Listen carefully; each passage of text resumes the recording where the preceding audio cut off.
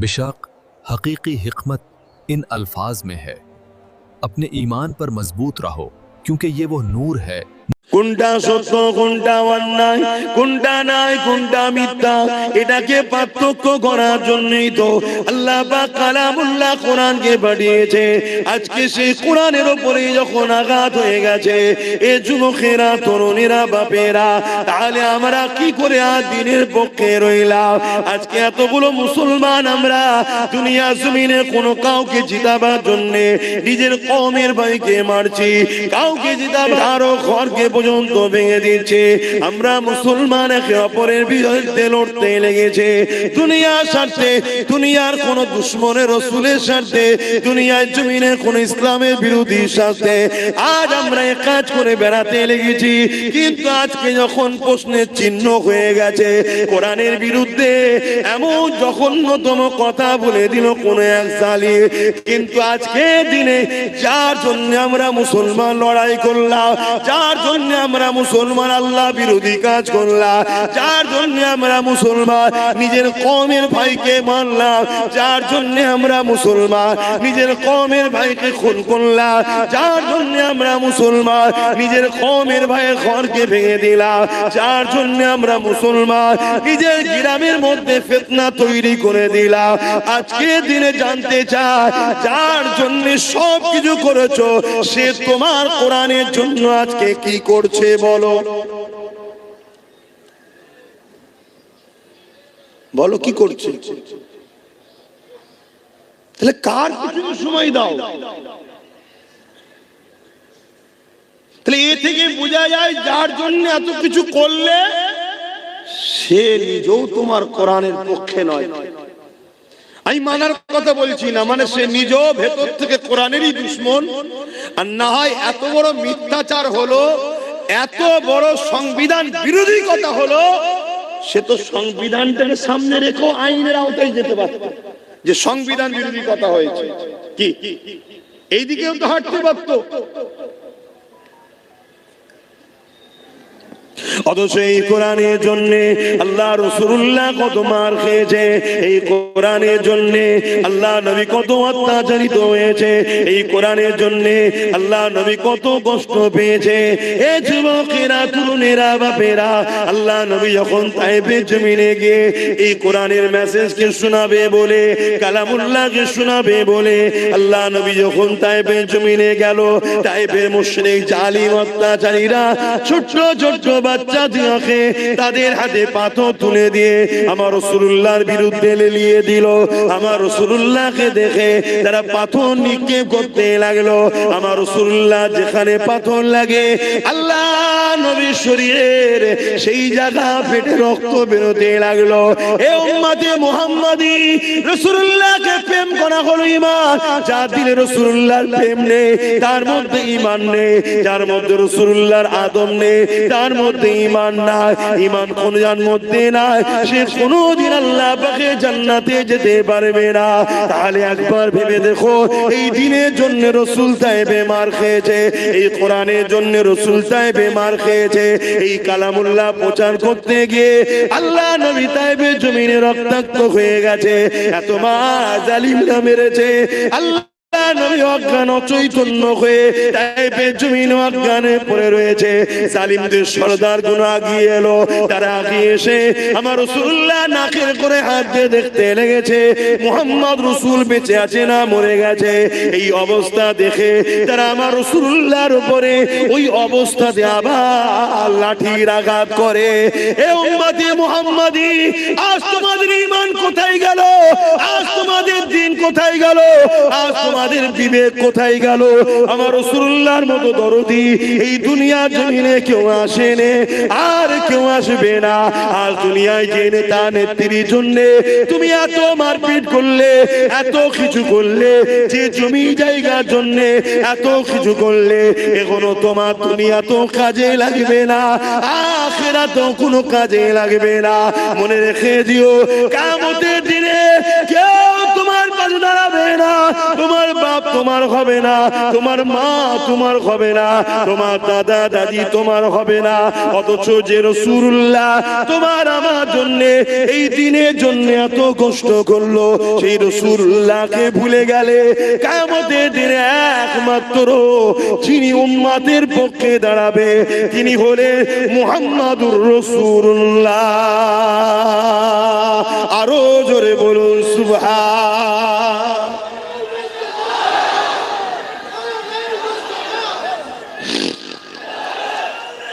আল্লাহ বলে ওয়াজ কেন করা হয়? আপনাদের মরা অন্তরগুলোকে জাগাবার জন্য। আপনি যদি মনে করেন আল্লাহ ছাড়া রাসূল ছাড়া আপনাদেরকে অন্য কেউ বাঁচাতে পারবে, তাহলে আব্বাস সিদ্দিকীর ওয়াজ ভুল হচ্ছে। একটু ঘুরে নেন, যখন সালাম পড়ানো হবে এসে বসে খাওয়া দাওয়া করে চলে যাবে। কেন রেজেকের মালিক আমি নয়, রেজেকের মালিক আল্লাহ। আল্লাহ বিরোধীর সঙ্গে থেকে আল্লাহ দেওয়া রেজেকটা খেয়ে ঘরে চলে যাবে। আর যদি মনে হয় যে আমাদের আল্লাহ রাসূল ছাড়া কেউ নেই, তাহলে তুমি সব জায়গায় পা ফেলার আগে একবার দেখে নাও আমি আল্লাহ রাসূলের দুশমনের সাথ দিচ্ছি না তো। আমার দিনের বেলায় একে পাওয়া যাবে তো, আমার কোরআনের বেলায় একে পাওয়া যাবে তো। সে মানে চাই না মানে তার ব্যাপার, কমসে কম আমার কোরআনের উপরে আঘাত যখন দেবে সেই বাড়ির কর্তা হয়ে যেন বলে এই তুই ছেলের মধ্যে তুই মানিস না তোর জায়গায়, কিন্তু এ মানে একে আঘাত দিলি কেন, তুই কৈফিয়ত দে। এই কর্তার পিছনে দাঁড়ানো দরকার আছে না? কিন্তু আজ আমরা কি করলাম বল? আজকে এত সাহস গুলো হচ্ছে কি করে? দেখছেন না, বলছে যদি আমি ভুল করে থাকি আইনে যান, কেসে যান। কেন এ জালিম জানে যে মুসলমানরা আইনে গেল আইনের জায়গা তো এরা অধিকার পাবে না, কারণ আইনের রক্ষক যারা, আইন যারা চালনা করছে তারা আমাদেরই লোক বসে আছে। তাই তো বলছি। কিন্তু এই ভুলটা আমরা করেছি হাকি না। আমরা আমাদের বাচ্চার পাটকে কেটে নিয়ে ইসলামের দুশমনদের পেটকে ভরিয়েছি হাকি না। নিজের পাপকে বুঝতে শেখেন, নিজের ভুলকে বুঝতে শেখেন। আল্লাহ দোহাই দিয়ে বলছি, আমার তো ভয় হচ্ছে এই জালিমদের হাতে মার খাবার আগে আল্লাহ আমাদেরকে মেরে দেবে। স্বাভাবিক। পাকিস্তানের বিরুদ্ধে আমার বর্ডারে কাশ্মীরে লোক লাগানো আছে, 11 লক্ষ কম বেশি সেনা দাঁড় করানো আছে। এরপরেও যদি পাকিস্তান হু করে আমার দেশ দখল করে, ওই 11 লক্ষকে তো মাইনে দিয়ে কোনো লাভ নেই, ওই 11 লক্ষ করে রেখে তো কোনো লাভ নেই। ঠিক না বেটি? ঠিক আমার আল্লাহ পাক তো আমাকে খাওয়াচ্ছে, আমাকে বাঁচিয়ে রেখেছে, উম্মতে মুহাম্মাদি করে নসিব বড় করেছে। খেয়াল করে দেখুন, আল্লাহ কোনো গুমুট খাওয়া দলে পাঠাই নাই, আল্লাহ তোমাকে পাঠিয়েছে আমিনার লালের উম্মত করে। জোরে বলুন সুবহানাল্লাহ।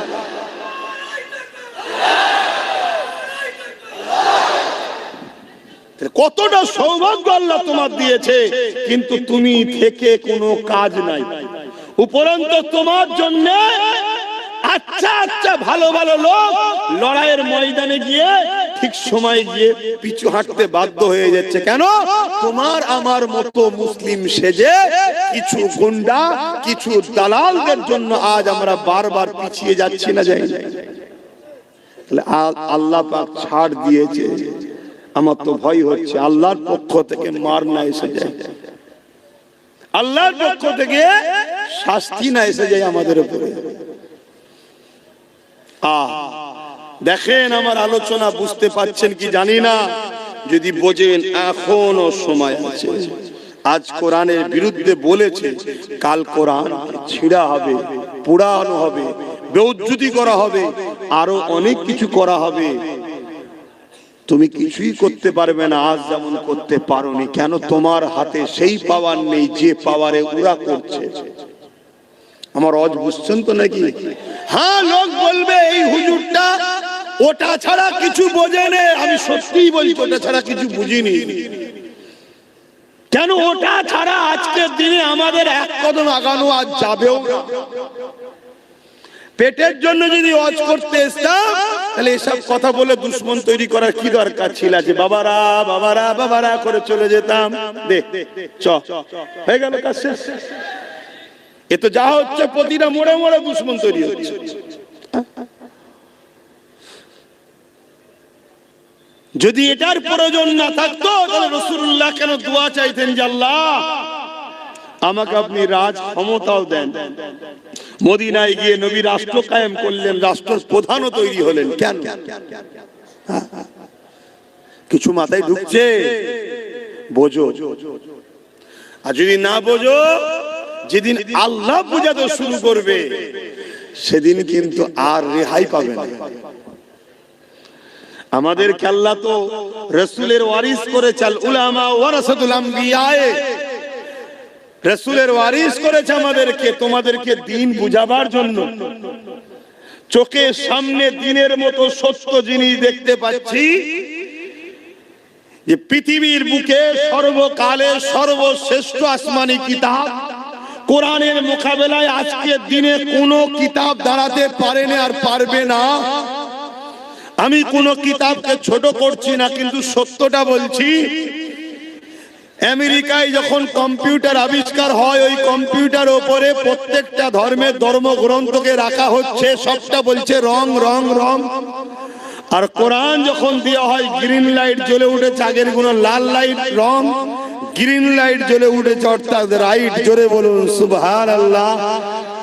আজকে যে কোরআনকে নিয়ে আমেরিকা রিসার্চ করছে, যে কোরআনকে নিয়ে ব্রিটেন রিসার্চ করছে, যে কোরআনকে নিয়ে সাউথ আফ্রিকা রিসার্চ করছে, ফ্রান্স রিসার্চ করছে, আমার ভারতবর্ষে কোটি কোটি টাকা খরচ করে রিসার্চ হচ্ছে। যে কোরআনকে নিয়ে রিসার্চ করতে করতে করতে করতে পৃথিবী বিখ্যাত ধর্মগুরুগুলো পর্যন্ত ইমানের কালেমা পড়ে কোরআনের প্রেমিক হচ্ছে। জোরে বলুন সুবহানাল্লাহ। সেই কোরআনের বিরুদ্ধে 40% মুসলমান থাকা অবস্থায় এত বড় কথা বলে এখনো ঘুরে বেড়াচ্ছে, আইন তার ব্যবস্থা নিচ্ছে না। এ থেকে বুঝতে কি আমাদের বাকি যে বলছে সেও কোরআনের দুশমন, যার হাতে ক্ষমতা আছে সে কোরআনের দুশমন নয়? আমি সবাইকে জিজ্ঞেস করছি, আমি আবার বলছি, আপনারা যদি আমার কথায় অমত হন, দয়া করে একটু রাস্তার আশপাশে বসেন, ঘরে সালামটা যখন দেবো, এটা তো সিগন্যালও রয়েছে, সালামে দেওয়ার পরেই দোয়া হয়, এটা সিগন্যাল বোঝাও যায় যে খাবার ব্যাপার আছে, তখন চলে আসবেন। আমি খুলে বলছি কথা, আমি কখন ছোট করছি না, হাকিকাত। যে বসে পড়েছি ভাইজান দাওয়াত দিয়ে ডেকে নিয়েছে, এখানে আমি প্রায় বলি জলসাটা সাথে আমি জড়িয়ে আছি, আপনারা আসবেন, দাওয়াত দিই তো নাকি, তা নিয়ে সেই সব কথা শোনাচ্ছে কেন? আমি কি শোনাবো আপনাকে বলুন তো? নামাজের কথা, রোজার কথা? আমার কোরআন অপমান হচ্ছে, তুমি মসজিদে গিয়ে সেজদায় পড়েছো? হ্যাঁ, তোমার মতো নামাজি 72টা দল জাহান্নামে যাবে নামাজ পড়ে, তুমি জানো না? আজকে কত নামাজি দল আছে, কত রোজাদারের দল আছে, হ্যাঁ, তাদের মুখে কোনো কথাও নেই, এত বড় কথা হয়ে গেল, এখনো কোনো প্রতিবাদ নেই।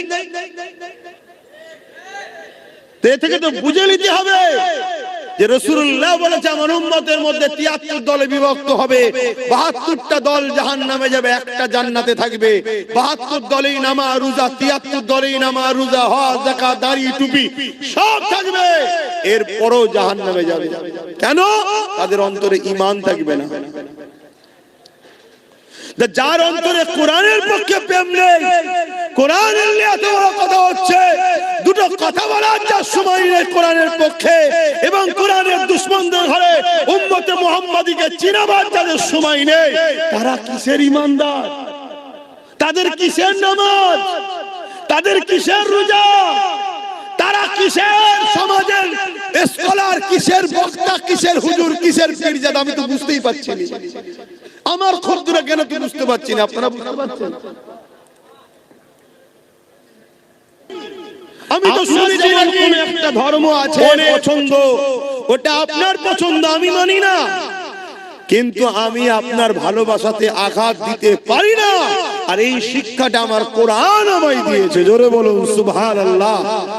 আপনার ধর্মগ্রন্থ আপনাকে কি শিখিয়েছে আমি জানি না, কেন কোন ব্যক্তি ভুল করলে ধর্মগ্রন্থকেও টানার আমার ধর্ম আমাকে শিক্ষা দেয় না। এজন্যই তো কোরআন শ্রেষ্ঠ। আরে প্রতিটা ধর্মগ্রন্থ সংযোজন সংশোধন সময়ের সাথে সাথে চেঞ্জ হয়েছে, কিন্তু কালামুল্লাহ কোরআন ১৫০০ বছর ধরে চেঞ্জ তো দূরের কথা, জের জবর পেশ নুকতাকেও কেউ সরাবার ক্ষমতা রাখে না। জোরে বলুন সুবহানাল্লাহ। কেন? এটা কোনো মানুষের নয়, এটা কোনো মানুষের মত নয়, মানুষের কিতাব লেখা নয়, এটা হলো একমাত্র স্রষ্টা রব্বুল আলামিনের পক্ষ থেকে এসেছে মানুষ জাতির জন্য গাইড বুক। আমরা চলবো কিভাবে মানুষ জাতি, সেই গাইড বুক আমাদের স্রষ্টা বানিয়েছে। মানুষ কখনো মানুষকে গাইড দিতে পারে না। এই মাইক্রোফোন যে তৈরি করেছে সে সব থেকে বেশি জানে। এই বক্স, এই মেশিন, এই ঘড়ি, এই মোবাইল, যে কোম্পানি, যে ইঞ্জিনিয়ার তৈরি করেছে সে সব থেকে বেশি ভালো জানে। তাই প্রতিটা জিনিসের সঙ্গে একটা নোটবুক দেয়, কোনটা এর জন্য স্যুট করবে, কোনটা স্যুট করবে না। মানুষকে যিনি সৃষ্টি করেছে তিনিও আমাদের জন্য গাইড বুক পাঠিয়েছে, সেটা হলো কোরআন শরীফ। জোরে বলুন সুবহানাল্লাহ। এর আগে আরো 103কে পেটিয়েছে, কিন্তু সেইগুলো মানুষ সময়ের সাথে সাথে তার মধ্যে ভুল পদক্ষেপের জন্য বা মহান স্রষ্টা সেগুলোকে রদ করে দিয়েছে, বাতিল করে দিয়েছে। কেন? ডাক্তারি পারে একটা রোগীর প্রেসক্রিপশনের মেডিসিনকে চেঞ্জ করতে, ঠিক তো নাকি? হ্যাঁ। যখন কোন কোম্পানি একটা মোবাইল বার করেছিল প্রথম, তার মধ্যে ক্যামেরা ছিল না, শুধু চিপ দিয়া যেত, তাই তো নাকি? তারপরে আবার কোম্পানি বার করলো চিপও থাকবে ক্যামেরাও থাকবে। তারপরে কোম্পানি আর একটু বার করলেন, সেখানে আবার কি জিবি সিস্টেম দিলেন, চিপ ছাড়াও চলবে। কিন্তু আগের গুণও আছে, যত আসমানি কিতাব আছে সব গুণ কোরআনে আছে। কোরআন কিন্তু একদম লেটেস্ট। জোরে বলুন সুবহানাল্লাহ। এরপরে আর কোন আসমানি কিতাব আসবে না। এই কিতাব এসেছে হুদাল লিন্নাস, মানুষের জন্য। মানুষের জন্য কিতাব এসেছে, সে যে ধর্মেই জন্ম হোক না কেন, প্রত্যেকটা মানুষকে কল্যাণ, সঠিক রাস্তা, নিরাপত্তা, প্রেম, ভ্রাতৃত্ব, ভালোবাসা, সন্ত্রাস মুক্ত পৃথিবী, দুর্নীতি মুক্ত পৃথিবী, নেশা মুক্ত পৃথিবী, রেপ মুক্ত পৃথিবী, খুন মুক্ত পৃথিবী একমাত্র কোরআন দিতে পারে। জোরে বলুন সুবহানাল্লাহ।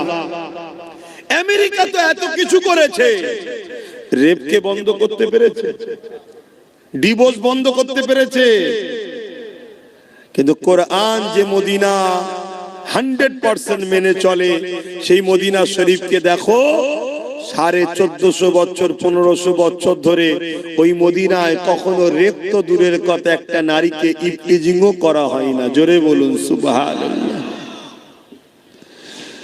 যুবকেরা, তরুণেরা, এ নবী পাকে প্রেমিকেরা, কোরআনকে মহব্বত করে ভালোবাসো, কোরআনের পক্ষে আওয়াজ তোলো।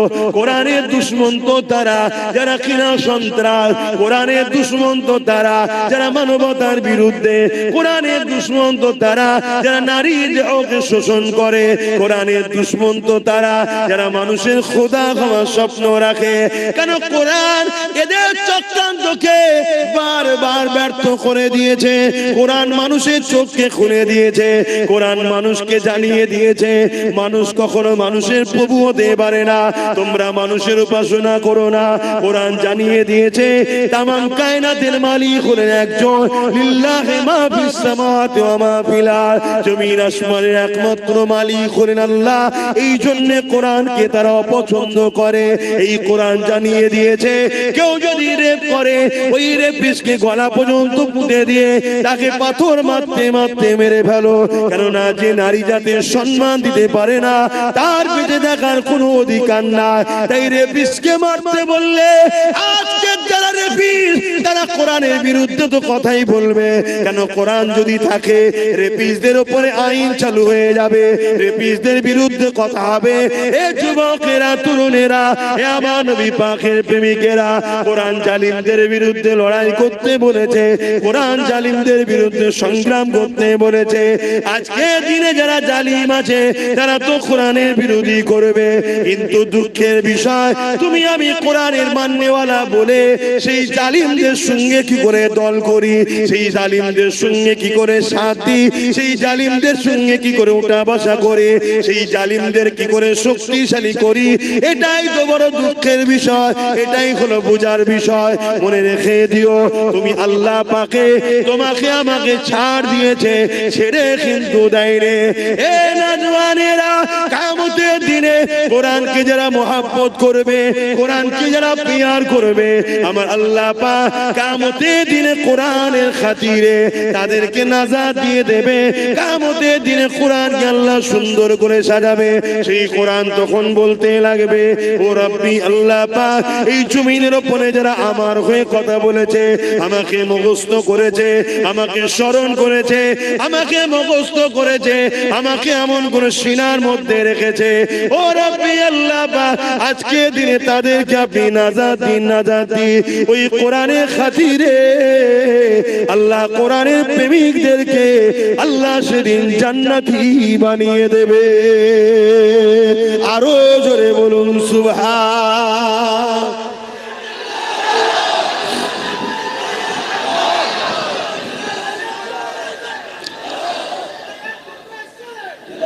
ভাইরা আমার,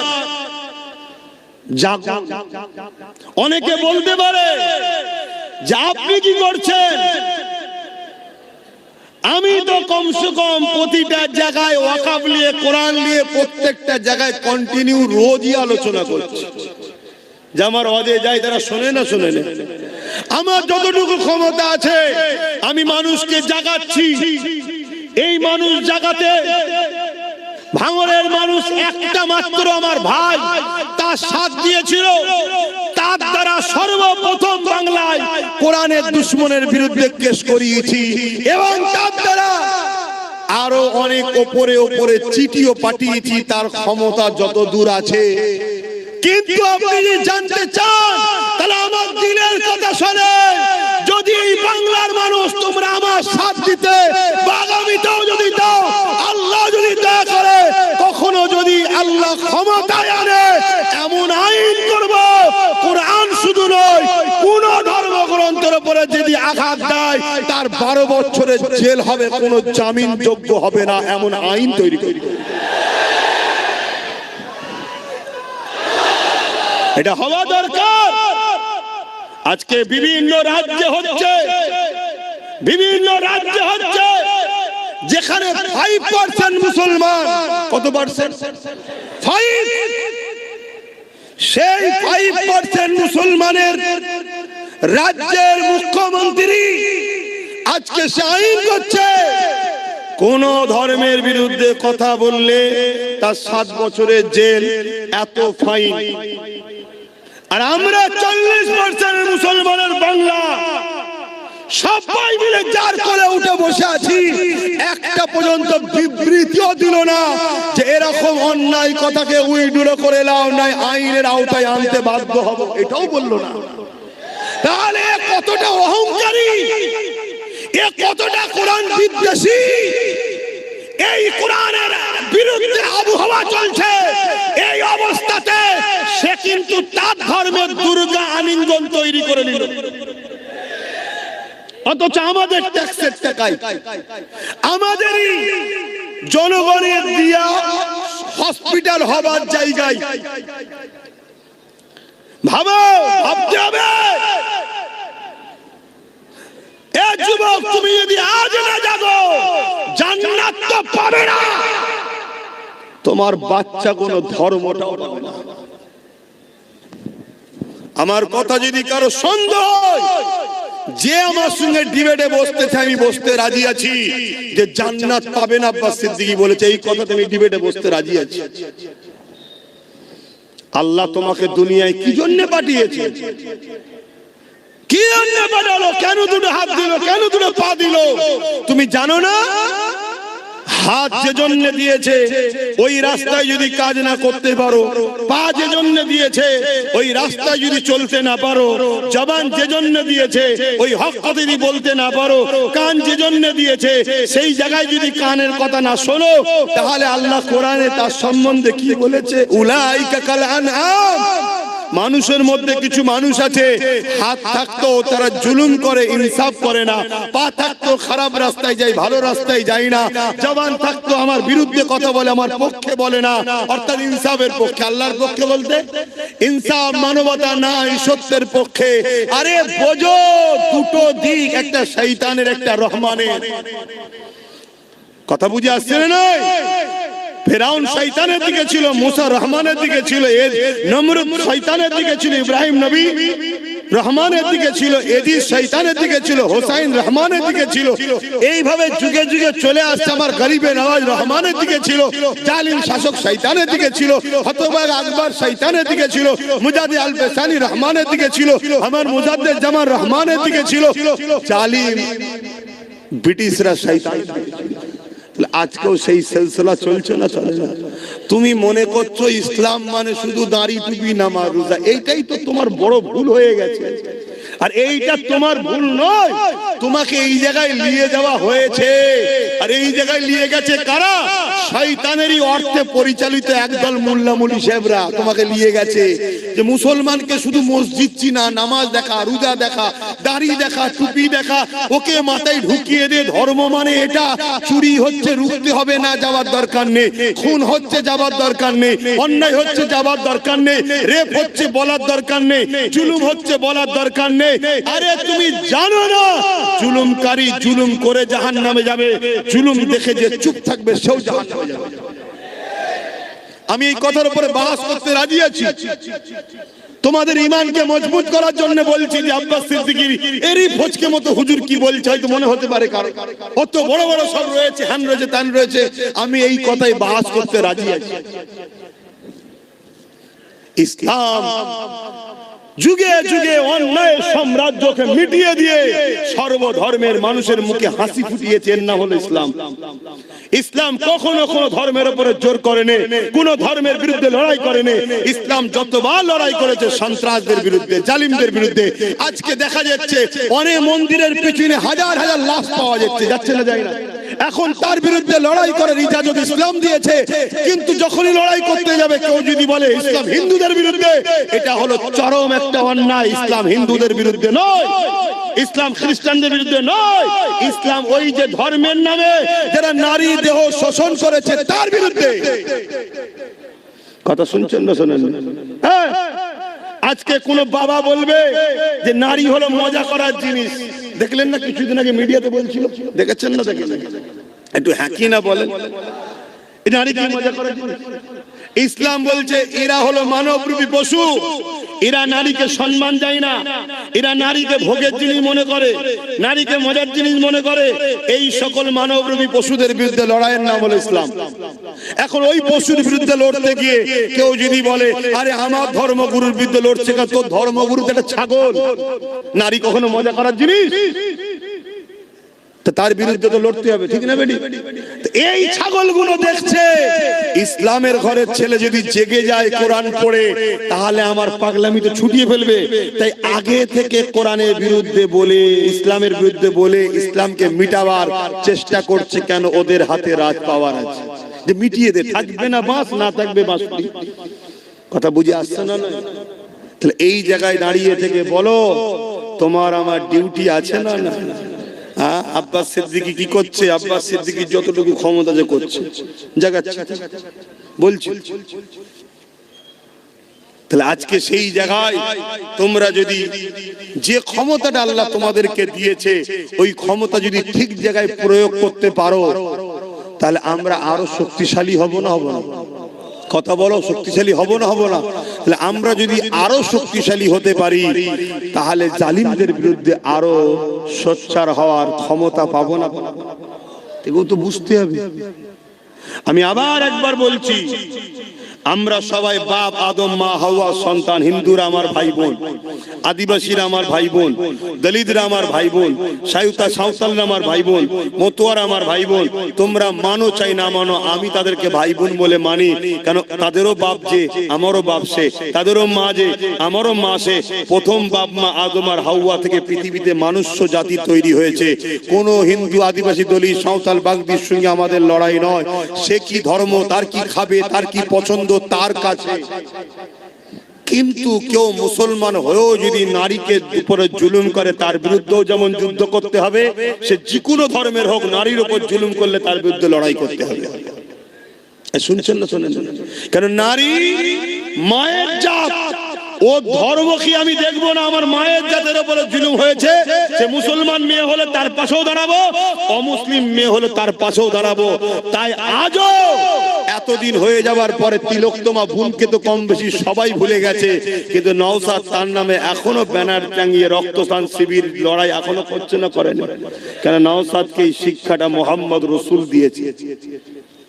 কথা বুঝে আসছে না? হ্যাঁ, অনেকে ভুলে গেছে, অনেক হুড়োহুড়ি করেছিল, অনেকে সব ভুলে গেছে। কি গো, ভুলে গেছে না? যাই না, কিন্তু না, সে কোন ধর্মের, কি তার পছন্দ, তার কি খায়, সে কি ধর্ম করে, কাকে উপাসনা করে, ওটা আমার দেখার বিষয় নয়, ওটা স্রষ্টা দেখবে। কিন্তু এতটুকু জানি, সে একজন সৎ ভদ্র, একটা মায়ের জাত, মানুষের সেবা করতে, একটা লেডি ডাক্তার।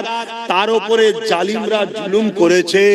এই জালিমদের বিরুদ্ধে লড়াই করে বোনের পক্ষে থাকাটা হলো ইসলাম।